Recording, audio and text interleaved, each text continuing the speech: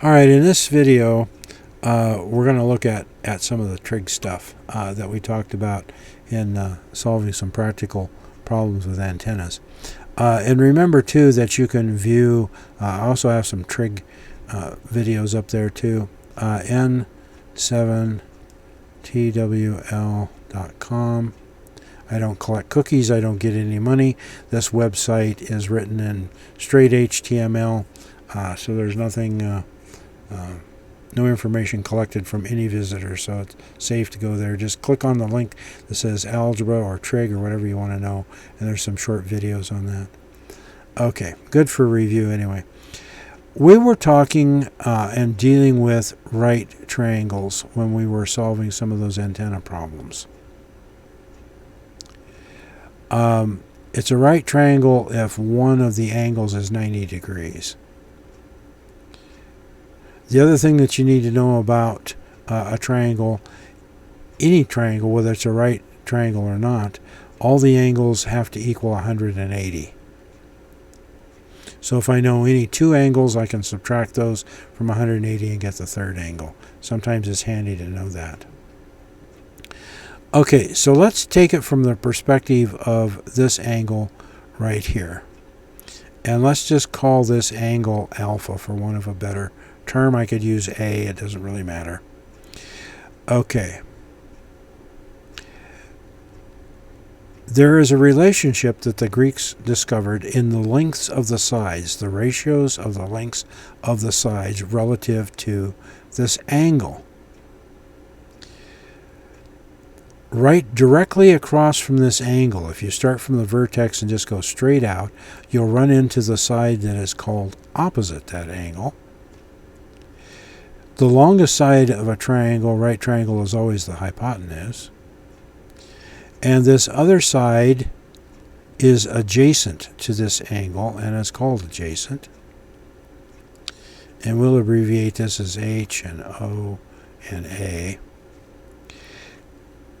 These relationships and ratios were so important they gave them names. So we have the sine.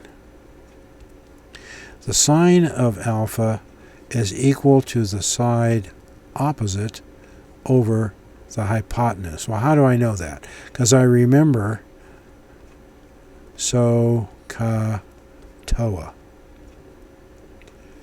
The sine is the opposite over the hypotenuse, the cosine is the adjacent over the hypotenuse, and the tangent is the opposite over the adjacent.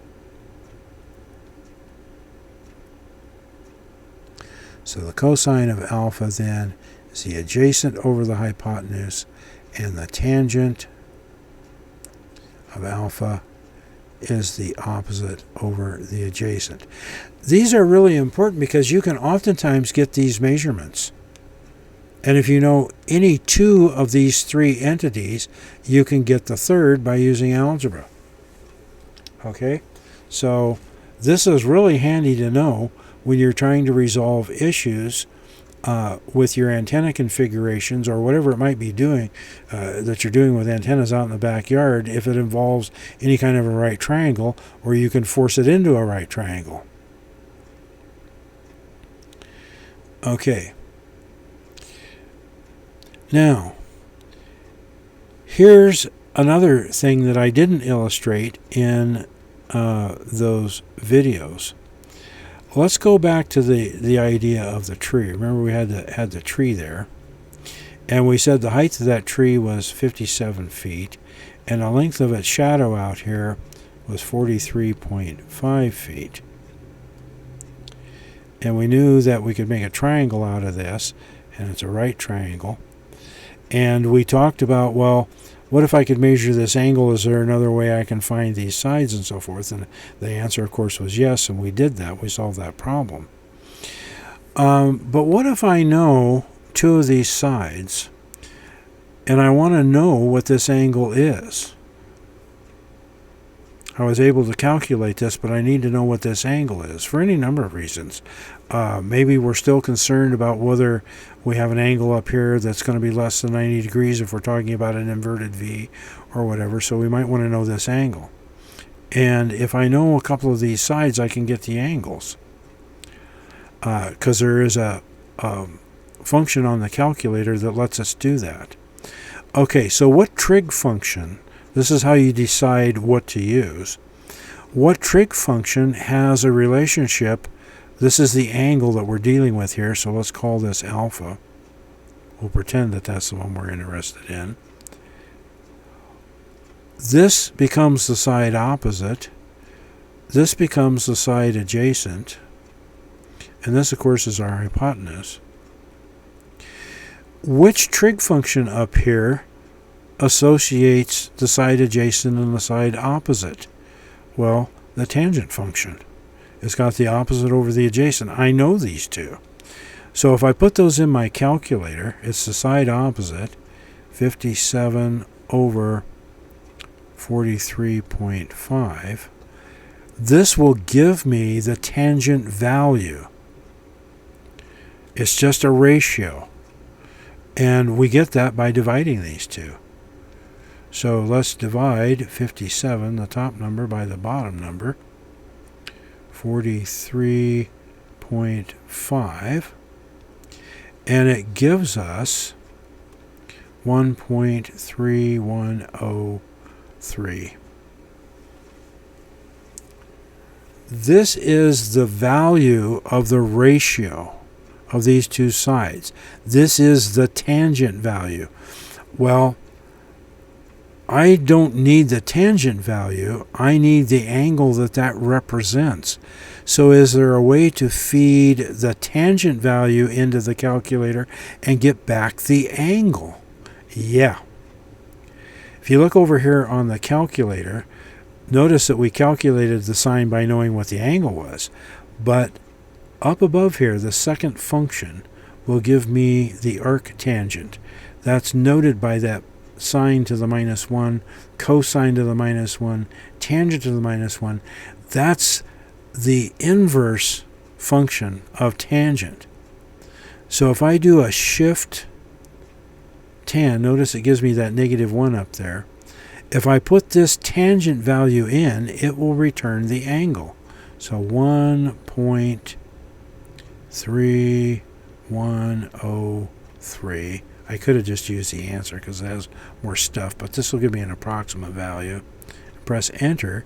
It tells me that my angle then is 52. Alpha then is approximately 52.649, let's call it 65 degrees. If I know that angle, and I know the fact that all the angles have to add up to 180, I can get this angle up here as well. So 180 minus 90 minus the angle I just calculated, 52.65. My other angle up here then, oh, that's not right, not minus 9. I don't know how that happened. I didn't get the 0 in there, so let's do that again. 180 minus 90 minus our 52.65. So our other angle up here, let's call it beta, is 37 point, we'll round it up, 37.4 degrees.